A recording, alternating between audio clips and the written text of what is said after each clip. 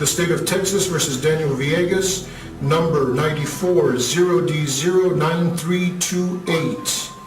Verdict Form B. We, the jury, find the defendant Daniel Villegas not guilty of...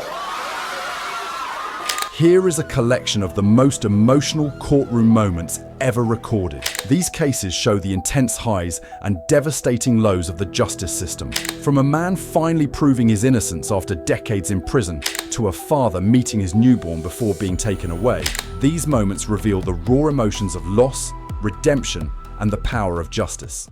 Number 1. This is Daniel Villegas. Daniel Villegas was wrongfully convicted of a double murder in 1993 when he was just 16 years old. Under intense police pressure, he falsely confessed to the killings of 2 teenagers in El Paso, Texas. Despite no physical evidence linking him to the crime, he was sentenced to life in prison. After spending 25 years behind bars, his conviction was overturned, and in 2018, he was finally declared innocent. In the District Court of El Paso County, Texas, 409th Judicial District, the State of Texas versus Daniel Villegas, number 94 0D09328. Verdict Form B. We, the jury, find the defendant Daniel Villegas not guilty of...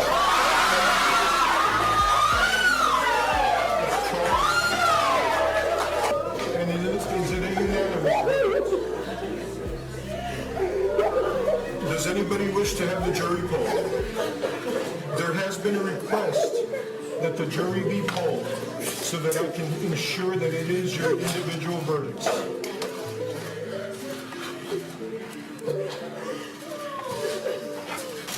You are no longer under any instructions.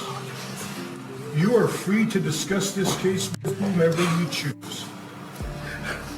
By the same token, you have the right to keep your deliberations personal, private, if that is your desire.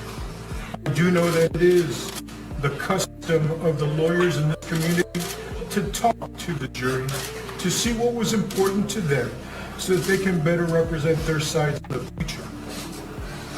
It is always this court's custom to go back and talk to the jurors, to answer any questions I may be able to answer about their jury service here in the 409. I said it on Monday and I say it with more conviction today. I truly do believe the 2 greatest freedoms we enjoy in this country is the right to vote for those who govern us and the right to sit as jurors when someone's been accused of a crime. On behalf of the state of Texas, on behalf of the attorneys for the accused, on behalf of the accused, on behalf of my staff, but most importantly, on behalf of your system of justice, thank you for admirably carrying out your civic duty to this great country. You are excused from further jury service. For those who are there, I will be back there shortly. All right. This is James and Ashley Roeder. James and Ashley Roeder were a married couple convicted of burglary after breaking into a home in Kansas. As they stood before the judge, James was sentenced to prison while Ashley received probation. However, the emotional moment came when Judge Amber Wolf allowed James to meet his newborn son for the first time before being taken into custody. Want you to say anything to me about your case at all. Don't say anything. Your lawyer's not present right now. But I understand that there is a chance that you're going to go back to Todd County and that your baby is a month old and you haven't met that baby yet. Is that right? Yes, ma'am. Miss Roeder, do you want to come up here? I know you have a no contact order between you and Miss Roeder that I have, that I issued, and I'm not changing that. Yes, I'm making a temporary exception right in front of me on the record so that you can meet this baby. This is your son. Here.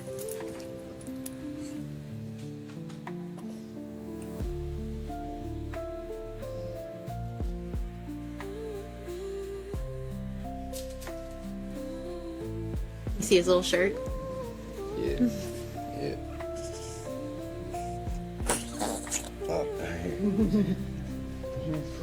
Yep. All right, Mr. Roeder, we'll see you back on August 29th, okay? And Miss Roeder, you can stay up here because I'm going to call your case next. Congratulations again. This is Judge Jennifer Doro. Judge Jennifer Doro presided over the trial of Darrell Brooks. the man convicted of driving his SUV through a Christmas parade in Waukesha, Wisconsin, killing 6 people and injuring dozens more. Throughout the trial, Brooks was repeatedly disruptive, arguing with the judge, refusing to follow courtroom procedures, and showing little remorse for his actions. Despite maintaining her composure, Judge Dorrough became visibly emotional when victims' families spoke about their grief. It's hard not to think about what I watched and not have this reaction.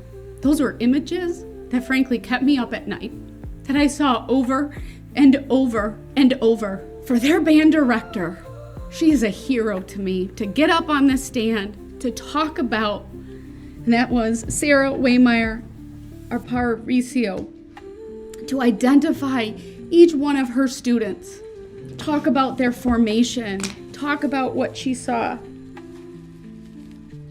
So strong. Mr. Brooks had another opportunity to stop. This wasn't one isolated person that he could claim, I didn't know I struck someone. This was driving over people. What Kyle Jewell described as the SUV went over people like they were big, old speed bumps. I now understand why one of the girls called her aunt and said, my entire team is dead, because that's what it looked like.